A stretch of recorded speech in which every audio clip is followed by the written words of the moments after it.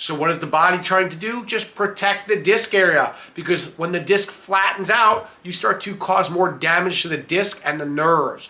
So in my opinion, the number one way to prevent future osteoarthritis is find out where the segment is out of alignment, and very gently, through a gentle chiropractic adjustment, restore the alignment as best as possible to at least prevent future osteoarthritis.